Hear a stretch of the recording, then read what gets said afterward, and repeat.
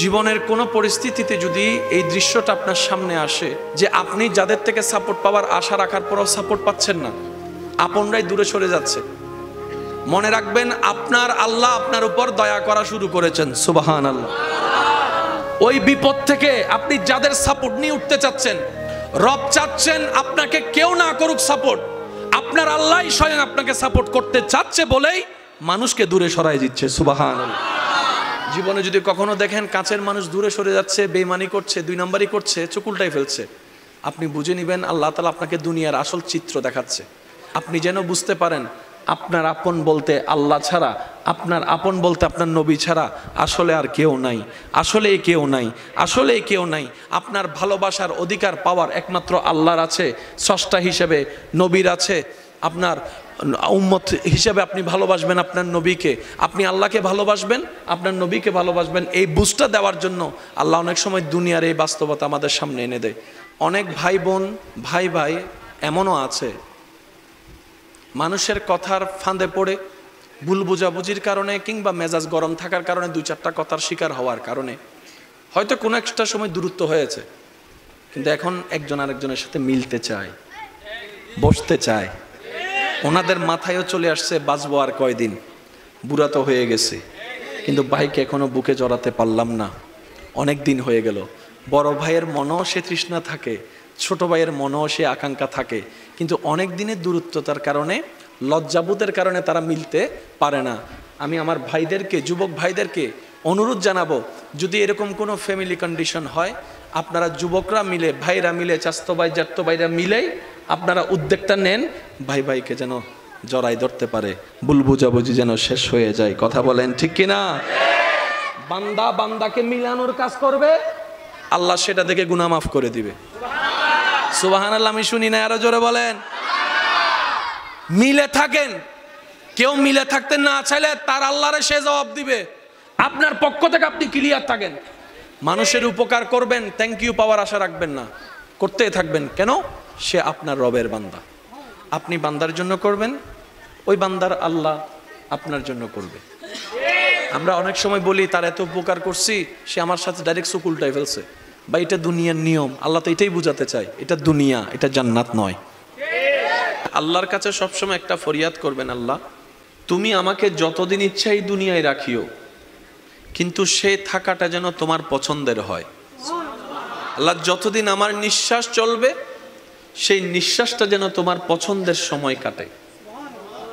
আল্লাহ আমাকে তুমি যতদিন রাখবা সুস্থভাবে রেখিও, অসুস্থ বানিয়ে কারো উপর যেন আমাকে বোঝা না হতে হয়। কারণ অসুস্থ হলে অনেক সময় আপনরা পর্যন্ত ভর মনে করে। প্রস্রাব পায়খানা যখন অসুস্থতার কারণে বিছানায় করা লাগে, মানুষ ঘেন্না করে, এই ঘেন্নাটা দেখে রুগীরও নিজের অস্বস্তি বোধ হয়। কথা বলেন ঠিক কিনা? আল্লাহ আমি যেন সুস্থ থাকতে থাকতে ঈমান নিয়ে ইজ্জতের সাথে দুনিয়ার থেকে যেতে পারি, সে তৌফিক তুমি আমাকে দিও। মাওলা যতদিন আমি বেঁচে থাকবো তোমার বান্দা, জীবনের শেষ নিঃশ্বাস পর্যন্ত কখনো যেন কারো কাছে হাত পাততে না হয় আমায়, সেই রিজিকের ব্যবস্থা তুমি করে দিও। আল্লাহ গো আমি যখন দুনিয়াতে থাকবো না, আমার সন্তানদের ব্রেইনে মনে তুমি এমন নূরের আলো দান করিও, তারা যেন মা বাবার জন্য অন্তত হাজার ব্যস্ততার ভিতরে একটু যেন দোয়ার হাতটা তোমার দরবারে তুলে এমন সন্তান ব্যবস্থা করে দিও। আল্লাহর কাছে এই দোয়াগুলা করা যাবে ইনশাআল্লাহ? আওয়াজ শুনি নাই। এগুলো কি আমাদের জন্য ভালো হবে না খারাপ হবে?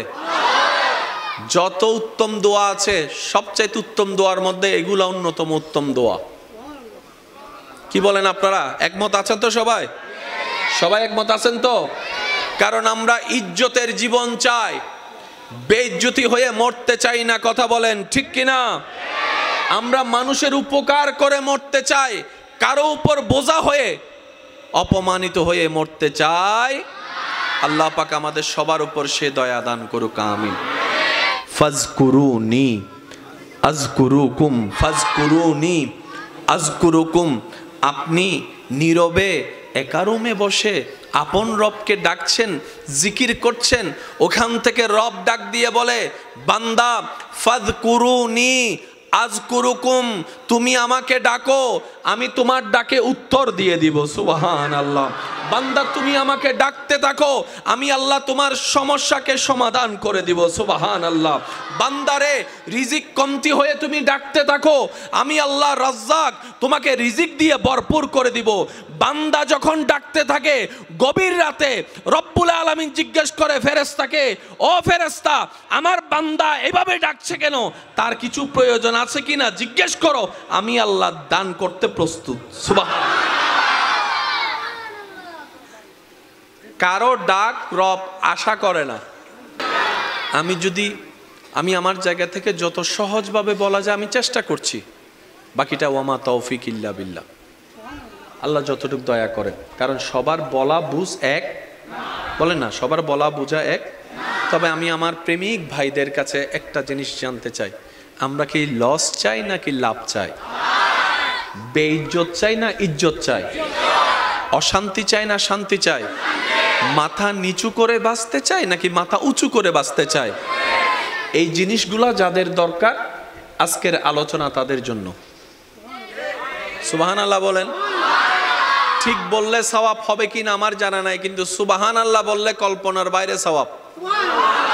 পিছনের বাইরে এমন ভাবে সুবহানাল্লাহ বলেন যেন আওয়াজটা এখানে আসে। একবার বলেন সুবহানাল্লাহ। মাশাআল্লাহ। বান্দা যত রবের জিকির করে শয়তানের গালে জুতার বাড়ি ভরে। তো এইরকম অপরচুনিটি, সুযোগ মিস দেওয়া যাবে। জিকিরকারী সবাই, রবের নজর আপনার দিকে। কাশ আমি যদি বুঝাতে পারতাম কথাটা। জিকিরকারী সবাই, আসমানে লক্ষ কোটি অগণিত ফেরেশতা, কেউ রুকু দিয়ে রবকে জিকির করছে, কেউ সিজদায় রবের জিকির করছে, কেউ দাঁড়িয়ে দাঁড়িয়ে জিকির করছে, কেউ এমনে জিকির করছে, কেউ অমনে জিকির করছে। এমনকি জান্নাতের ফেরেশতা রিদওয়ানও আপন আপন নিয়মে রবকে ডাকতেই আছে, রবকে ডাকতেই আছে, রবের জিকির করতেই আছে, রবের স্মরণ করতেই আছে। কিন্তু সেই ডাকের উত্তরে রবের কোনো উত্তর নাই। কিন্তু যখন আপনি এই ভাঙ্গা ঘরের মধ্যে ছাদও নাই, রোদও ঢুকে, বৃষ্টিও পড়ে, ছোট্ট একটা জায়গায় বসে বসে যখন আপনি আপনার ভালোবাসা দিয়ে, ভক্তি শ্রদ্ধা দিয়ে রবকে ডাকতেই আছেন, রব বলে যে ফেরেশতা দেখতো আমার বান্দার কিছু লাগে কিনা, ফেরেশতা দেখতো আমার বান্দার কিছু প্রয়োজন আছে কিনা, ফেরেশতা দেখতো আমার বান্দার কিছু চাহিদা আছে কিনা। ফেরেশতা বলে, আল্লাহ এখান থেকে ডেকে ডেকে ফাটাই ফেলতেছি, আমাদেরকে একবার জিজ্ঞেসও করলা না কোন জায়গার কোন কোনায় বসে।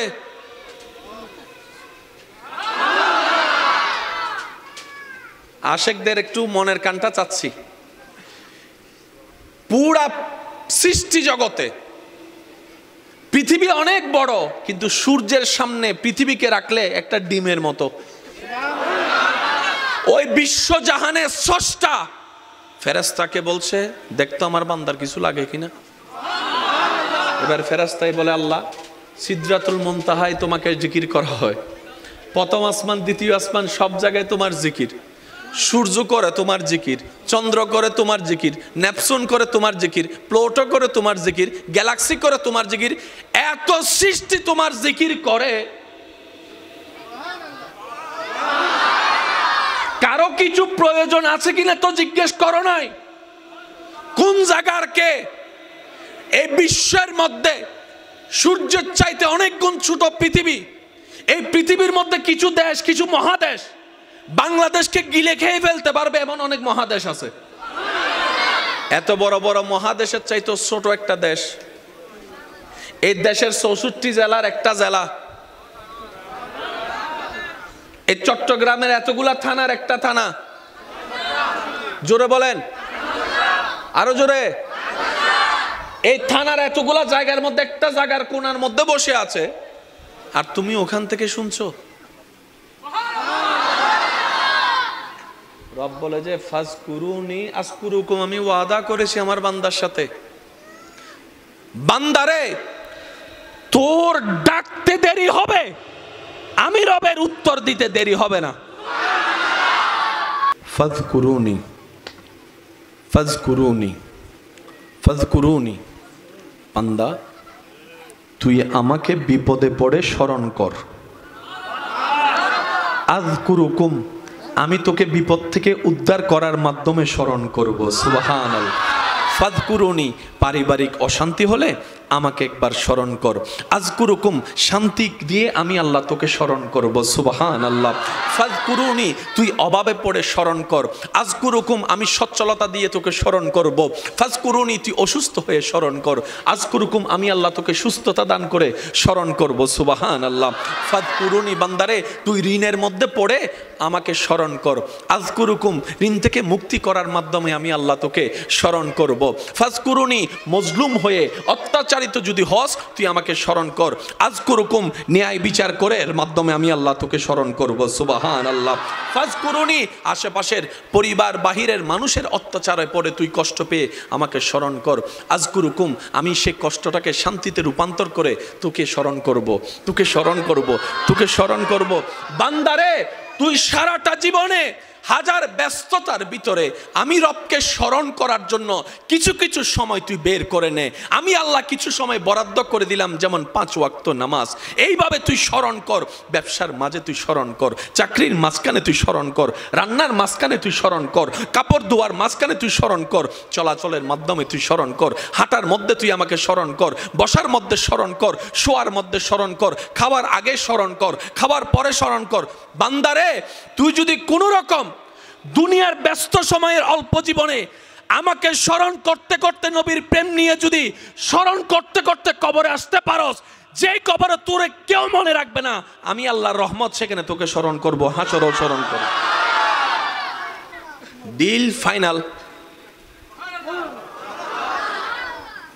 দোকান থেকে জিনিস নেয় কিভাবে? টাকা দেয়, জিনিস। আর কোন ঝগড়া আছে? রব বলে যে তুই এখানে স্মরণ কর, পিছন পর্যন্ত আমি ওইখানে স্মরণ করব।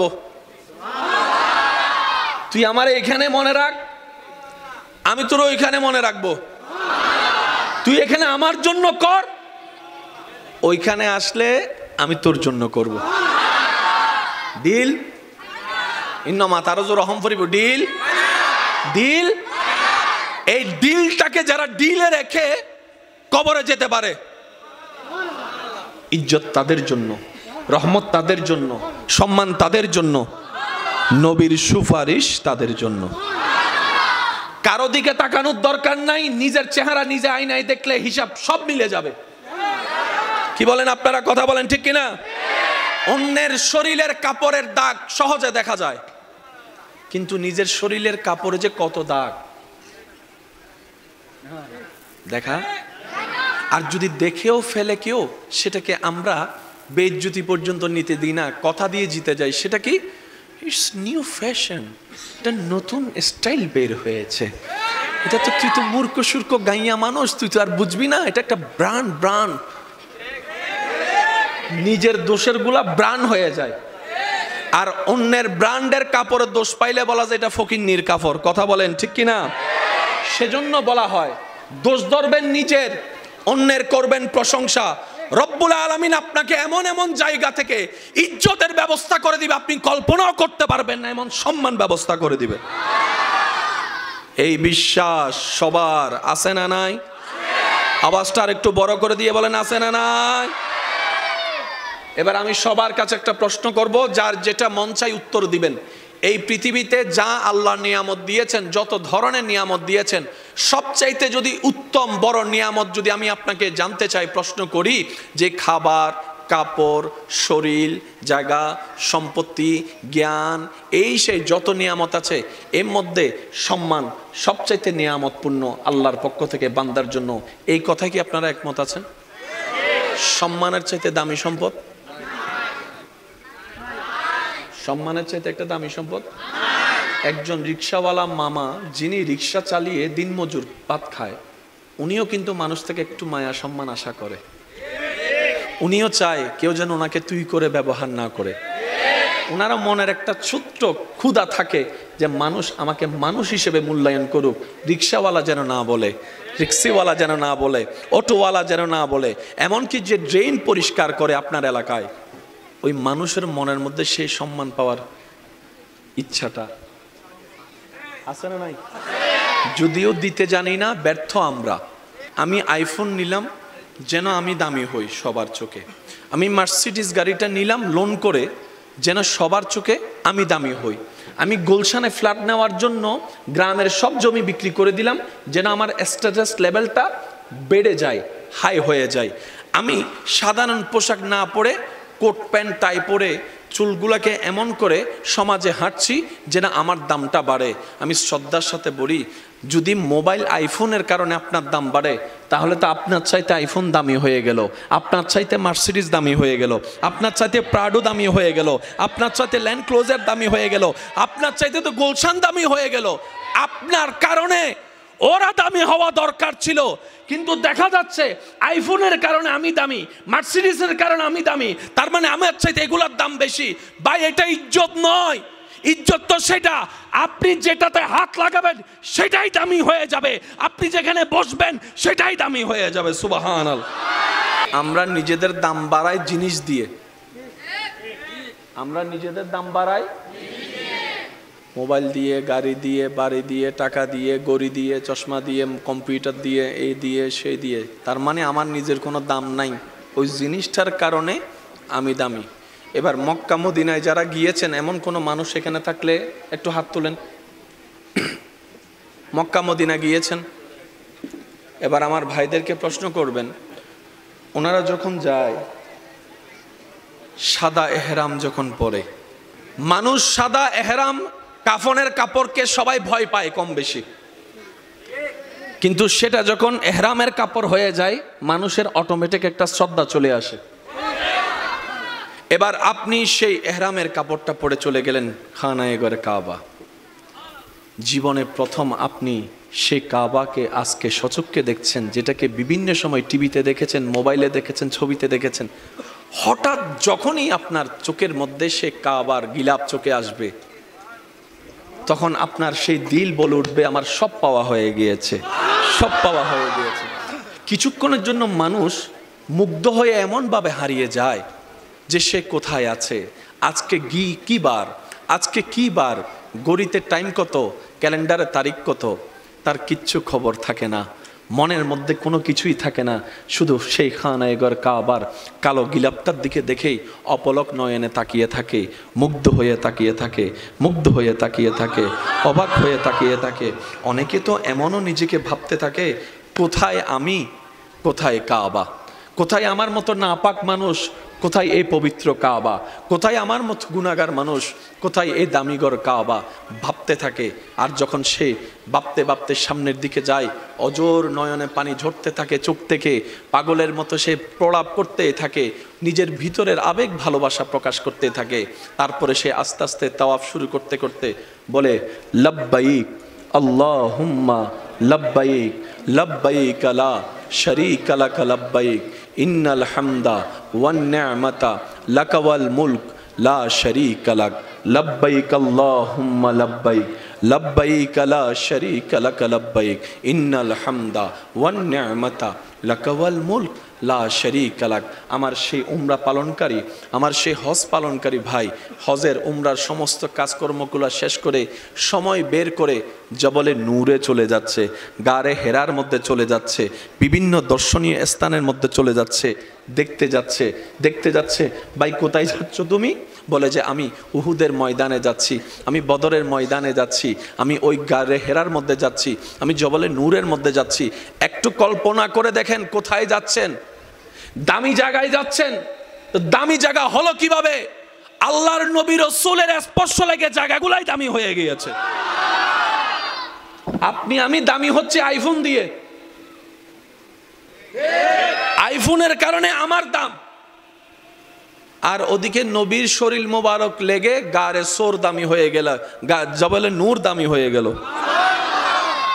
পার্থক্যটা একটু বোঝার চেষ্টা করবেন, কারণ সবকিছু ঝগড়া করে নেওয়া যায় না, কিছু রবের পক্ষ থেকে আসতেও হয়। দিতে পারলে ভালো, দিতে না পারলে আপনার চাইতে খারাপ আর কেউ।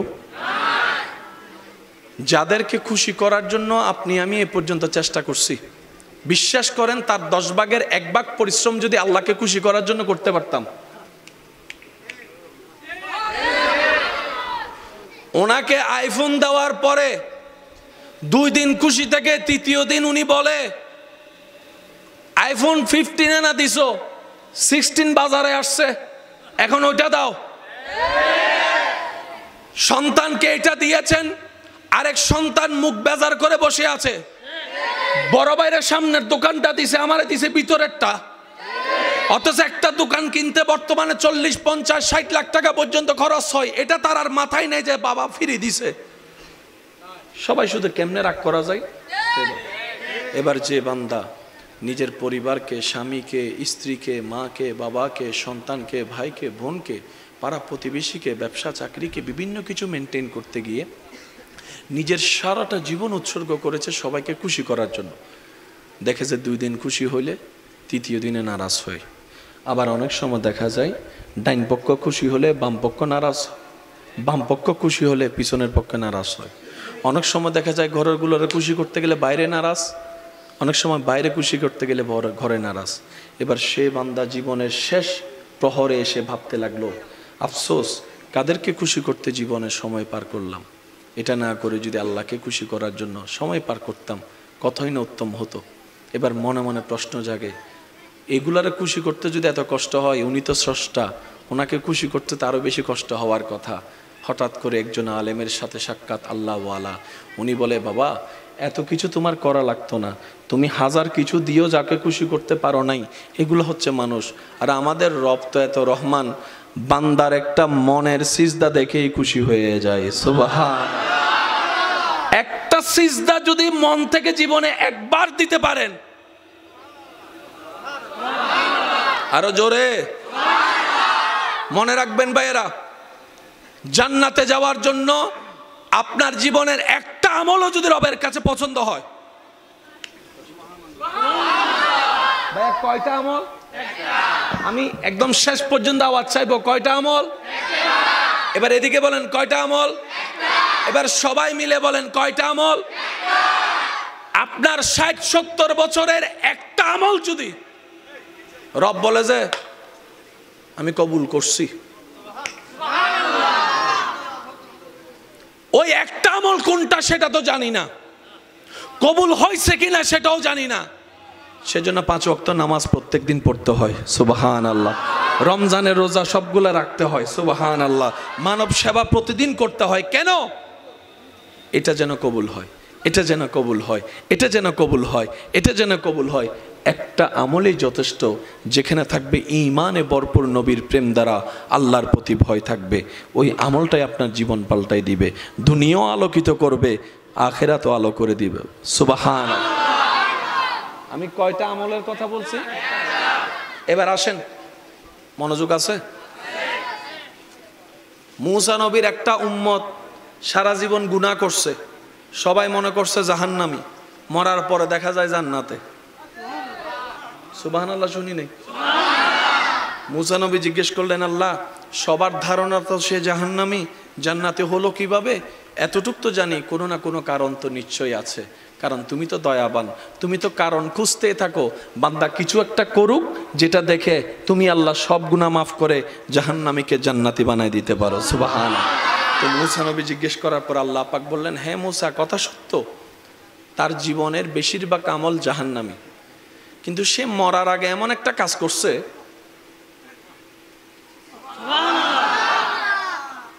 জোর করে না, সুবহানাল্লাহ, প্রেম নিয়ে বলেন সুবহানাল্লাহ। আমার বান্দাটা মরার আগে এমন একটা কাজ করছে, আমি খুশি হয়ে তার সমস্ত গুনাহ মাফ করে দিছি। আল্লাহ, সে এমন কি কাজ করছে? বলে যে বেশি কিছু না, কুত্তারে পানি খাওয়াইছে।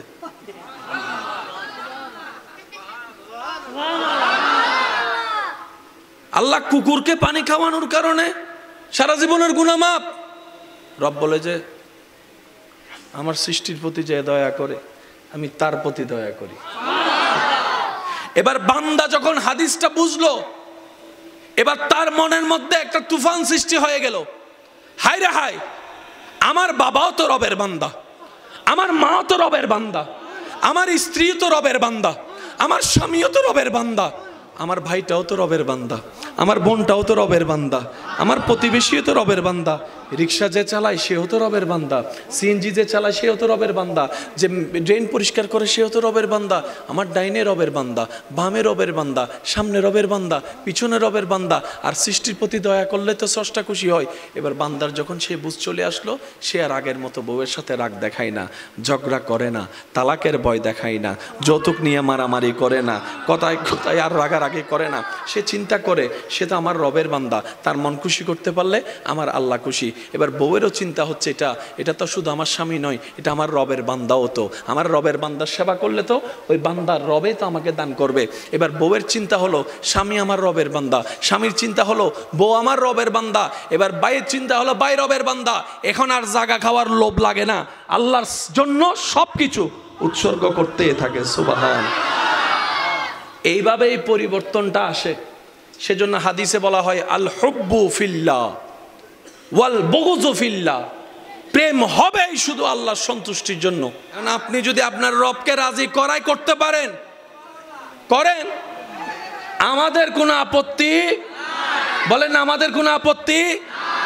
বর্তমানে এত গভীর ভালোবাসা থেকেও 6 মাস 1 বছর সম্পর্ক টিকে না, অথচ দাদা দাদি নানা নানির আমলে 60-70 বছর সংসার করে গিয়েছে, কখনো তালাকের কথা পর্যন্ত আসে নাই। মনে রাখবেন, চেহারা দিয়ে সংসার টিকানো যায় না, টাকা দিয়ে সংসার টিকানো যায় না, যোগ্যতা দিয়ে সংসার টিকানো যায় না, মিষ্টি কথা দিয়ে সংসার টিকানো যায় না। কেন জানেন? মাথা যখন গরম হয় তখন আমার বউ সুন্দরী বলে কেউ কথা বলে ছেড়ে দেয় না। আমার জামাইটা বড় হ্যান্ডসাম, সেজন্য যে 2-3টা কথা ছেড়ে দিবে সে সুযোগ থাকে না। যখন মাথার মেজাজ গরম হয়, হন্ডে গিয়ে সুন্দরী, হন্ডে গিয়ে হ্যান্ডসাম, ল দাবিক ফাইট। তো সংসার টিকার জন্য ঝগড়ার শীতলতা আনতে হবে। এই ঝগড়া আসে কার থেকে? শয়তান থেকে। তো এটার বিপক্ষে তো রবের রহমতের দরকার। ওই কানেকশনটা যারা লাগাতে পারে, হাজার ঝগড়ার ভিতরেও সংসারে শান্তি এনে দিবেন তিনি কে? এই কথা মাথায় থাকবে ইনশাল্লাহ। এরপর আই লাভ ইউ টু হইল হও, বলেন না, ঠিক কিনা? আল্লাহ তাআলা আমাদের সবাইকে একটু বুঝার তৌফিক দান করুন। এবার কথাটা মনোযোগ দিয়েছো, কষ্ট হয়েছে, নবীর সাথে যা লাগছে সব দামি। বলো না, বলো বলো, আমাদের সাথে লাগলে দাম। যদি বিশ্বাস না হয়, কালকে মার্কেটে যাবেন, নতুন একটা কাপড় কিনে শুধু ঘরে আইনা আবার ফেরত দিতে যাবেন। 30,000 টাকা দিয়ে মোবাইল একটা কিনেন, কিনার 20 মিনিট পরে ফেরত দিতে যান।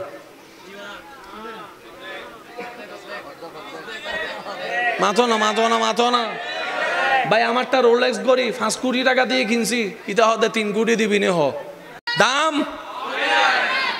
নবীজির সাথে যা লাগছে, এমনও আশেক এখানে মওজুদ আছে, যদি জীবনের সুযোগ হয়, আমার নবীর ব্যবহৃত কোনো জিনিস যদি পাওয়ার সুযোগ হয়, নিজের সারা জীবনের জায়গা সম্পত্তি সব বিক্রি করে দিতে পারে সেই জিনিসটা নেওয়ার জন্য। কথা বলেন ঠিক কিনা? মানুষ সবসময় চিন্তা করে টাকা কেমনে 10 টাকার থেকে 5 টাকা বাঁচামো। মানুষ খরচের পক্ষে না, জমানোর পক্ষে। কিন্তু এখানে অনেক আশা কেমন আছে, 5 টাকা জমাই, 10 টাকা জমাই, 30 টাকা জমাই, 5 টাকা জমাই। কিরে জমাস কেন? জমাইতেছি, আমার তো চেষ্টা আছে, নিয়ত আছে, বাকিটা আল্লাহর ইচ্ছা। বলে যে কি বিষয় বলো? আমি এই জায়গাটা জমাচ্ছি, যদি আল্লাহ যদি কখনো তৌফিক দেয়, এই রং বেরঙের কাপড়টা ফেলে একটু সাদা কাপড়ের এহরামটা পরতে চাচ্ছি, সাদা কাপড়ের এহরামটা পরতে চাচ্ছি। এহরামটা পরে আল্লাহর ঘরটা একটু মন ভরে দেখব, আর হজ উমরার কাজ শেষ করে সোনার মদিনায় গিয়ে নবীর রওজার গম্বুজ মোবারকটা একবার সচক্ষে দেখব, সচক্ষে দেখব। যদি বলে যে আমার জায়গা সম্পত্তি বিক্রি করে যেতে, আমি সেটাও রাজি আছি, আমি সেটাও রাজি আছি। এই প্রেম ইসলাম ছাড়া পৃথিবীর আর কোথাও পাওয়া যাবে না। কথা বলেন ঠিক কিনা? আর একটু জোরে বলেন ঠিক কিনা? এবার নবীকে ইজ্জত দিছেন কে? শেষ ভালো যার, সব ভালো তার। সবাই মিলে বলেন, আমাদের নবীকে ইজ্জত দিয়েছেন কে? নবীর ইজ্জত কতটুক? এতটুক মনে রাখবেন, আল্লাহর সৃষ্টিতে যার যত রকমের ইজ্জত আছে সবচাইতে উপরের ইজ্জত হচ্ছে আপনার আমার নবী রাহমাতুল লিল আলামিনের। ডাক্তারের বাসায় যদি আপনার শরীরে কোনো লোহা জাতীয় জিনিস ঢুকে এটিএস মারতে হবে। আর যদি সেটা জাঙ্গারওয়ালা হয়, এক এক জায়গায় এক এক ভাষা বলে এই শব্দটাকে, জাঙ্গারওয়ালা হয়, তাহলে আপনাকে আরো বেশি সতর্ক থাকতে হবে। না হয় জীবনের একটা পর্যায়ে গিয়ে শরীরের মধ্যে বড় ক্ষতি হবে কি হবে না? আর এদিকে আপনার আমার নবী শুধু তুতু মোবারক লাগাই দিছে। সুবহানাল্লাহ, আমি এখনো শুনি নাই, বলেন না সুবহানাল্লাহ। আজকে পাহাড় দামি নবীর সংস্পর্শে, মাটি দামি নবীর সংস্পর্শে। রব বলে যে সৃষ্টি জগতে আমি ইজ্জতদাতা, সবাইকে কম বেশি ইজ্জত দান করেছি, কিন্তু আমার নবী রাহমাতুল লিল আলামিনকে যেই ইজ্জত, যেই এলম, যেই শান, যেই মান, যেই রিফাত, যেই আজমত, যেই দৌলত, যেই সম্পদ আমি আল্লাহ আমার নবীকে দিয়েছি, এটা আর কাউকে দিই নাই, শুধু আমার নবীকে দিয়েছি। সুবহানাল্লাহ। আমাদের চাইতে দামি হচ্ছে নামাজিরা, নামাজির চাইতে দামি হচ্ছে মুমিন যারা, তারা মুমিনের চাইতে দামি হচ্ছে ওলি আল্লাহরা, ওলি আল্লাহর চাইতে দামি হচ্ছে সাহাবায়ে কেরাম, ধরেন সাহাবার চাইতে দামি হচ্ছে নবীগণ, রসুলগণ, রসুলগণের চাইতে দামি নবীগণ, নবীর চাইতে দামি রসুলগণ, রসুলের দামি যিনি, তিনি আপনার আমার নবী রাহমাতুল লিল আলামিন। অর্থাৎ আল্লাহর যা সম্মানের যে লিস্টটি আছে, এক নাম্বার কে? আল্লাহর সৃষ্টিতে সম্মান যাদেরকে দিয়েছেন এক নাম্বার লিস্টিতে কার নাম? আমাদের নবীর নাম। বলেন বলেন, কার নাম? আওয়াজটা একটু বড় করে বলেন, কাদের নাম? নবীরা সম্মানী, কোনো সন্দেহ? মেরাজের দিন, মেরাজের দিন আল্লাহ সব নবীরে আইনা নবীর ইমাম বানাই দিছে। মুসা নবী ওনার জায়গায় শানওয়ালা, রব বলে যে আমার নবীর পিছনে একটা করো, নবীর ইমাম বলো। ঈসা নবী ওনার জায়গায় শানওয়ালা, সুবহানাল্লাহ বলেন না। এক এক নবী এক এক পাওয়ারের, কিন্তু মেরাজের দিন যখন সবাই দাঁড়াইলো, সবার মুখে বলে ইক্তেদাইতু বেহাজ আল ইমাম, ইক্তেদাইতু বেহাজ আল ইমাম। মুসা বলে যে আমি কালিমুল্লাহ, আল্লাহ আমাকে বানিয়েছে, তারপরও আমি কালিমুল্লাহর ইমাম নবী রাহমাতুল লিল আলামিন। ঈসা বলে আমি রূহুল্লাহর ইমাম, আমার নবী রাহমাতুল লিল আলামিন। সুবহানাল্লাহ। আদম বলে আমি সফিউল্লাহর ইমাম, আমার নবী রাহমাতুল লিল আলামিন। নজিউল্লাহ বলে আমার ইমাম, নবী রাহমাতুল লিল আলামিন। খলিফাতুল্লাহ বলে আমার ইমাম, নবী রাহমাতুল লিল আলামিন, নবী রাহমাতুল লিল আলামিন, নবী রাহমাতুল লিল আলামিন। ইব্রাহিম বলে খলিলুল্লাহ হয়েছি, কিন্তু আমার ইমাম নবী রাহমাতুল লিল আলামিন। ইসমাইল বলে আমি জবিহুল্লাহ হয়েছি, তারপরও আমার ইমাম নবী রাহমাতুল লিল আলামিন। কি সৌভাগ্য ভেবে দেখেন, ওই নবীর উম্মতের খাতায় আপনার আমার মতো গুনাহগারের নাম লেখা।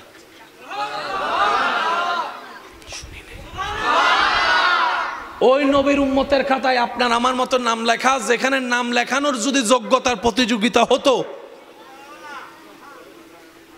আমরা জীবনও নাম লেখানোর যোগ্যতা পেতাম। আল্লাহ পাক বলে লাকাদ মান্নাল্লাহু আলাল মুমিনিনা ইয বাআসা ফীহিম রাসূলা।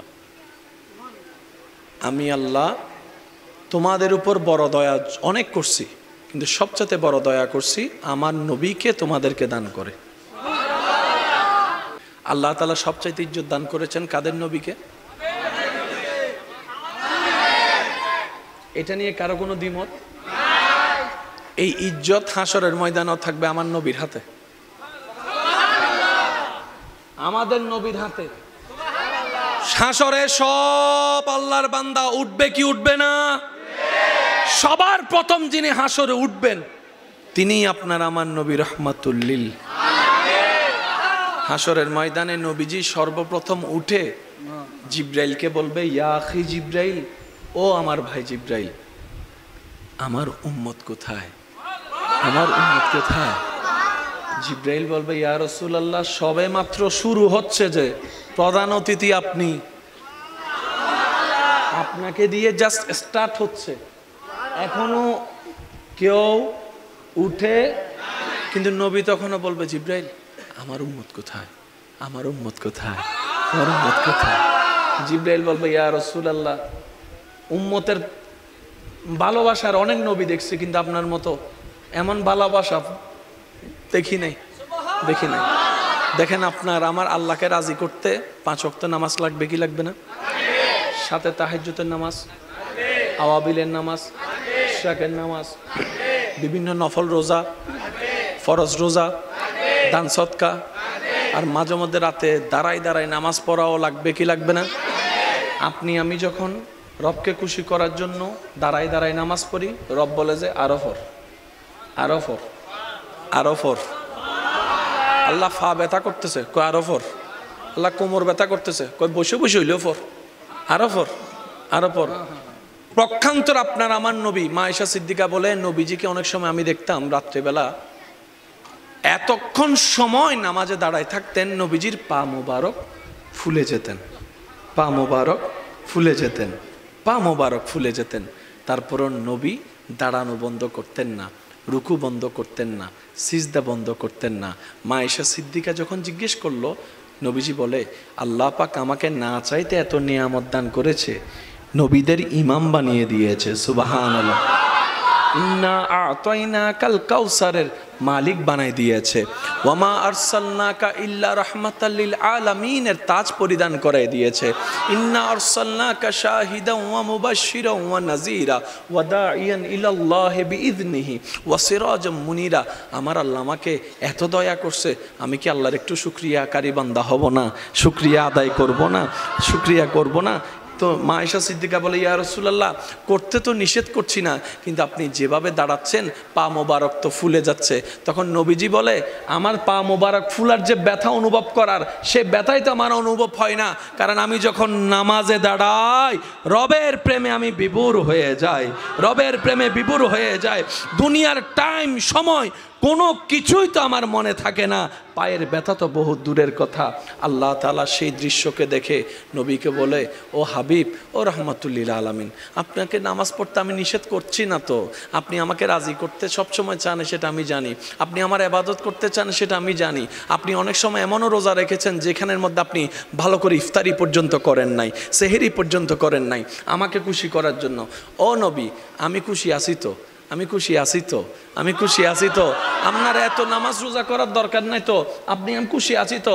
নবী বলে যে আল্লাহ, এই প্রেমের মধ্যে তো যারা পড়েছে তারা না জানে প্রেমের পাগলামিটা কেমন হয়। তুমি খুশি আছো শুনলে দুনিয়ার মানুষ ছেড়ে দিবে, কিন্তু প্রেমিকরা তো ছাড়বে না, কারণ প্রেমিকরা চাই আরো বেশি খুশি করতে, আরো বেশি খুশি করতে, আরো বেশি খুশি করতে। আল্লাহ গো, আমি তোমার আরো বেশি খুশি করতে চাই। আল্লাহ পাক বলে যে আমি খুশি আছি তো, খুশি আছি তো, খুশি আছি তো। ও নবী, এভাবে দাঁড়ায়েন না, আপনার পা ফুলে যাচ্ছে যে, এটা দেখে আমি আল্লাহরও কষ্ট হচ্ছে তো।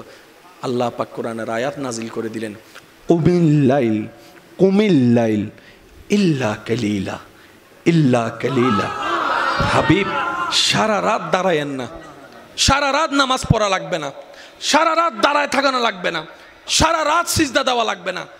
আপনাকে নিষেধ করলে আপনি রাগ করবেন, তাই নিষেধ করব না। আপনি আমার জন্য দাঁড়ান, তবে ইল্লা কালিলা, অল্প সময় দাঁড়ায়েন, বেশি সময় দাঁড়ায়েন না। আমাদেরকে বলে আল্লাহ দাঁড়াইতে থাক, নামাজ পড়তে থাক, রোজা রাখতে থাক। নবীরে বলে আপনি একটু দাঁড়াইলেই হয়ে যাবে। সুবহানাল্লাহ। হায় হায় হায় হায়, কেমন শানওয়ালা নবীর উম্মতের খাতায় আপনার আমার নাম লেখা।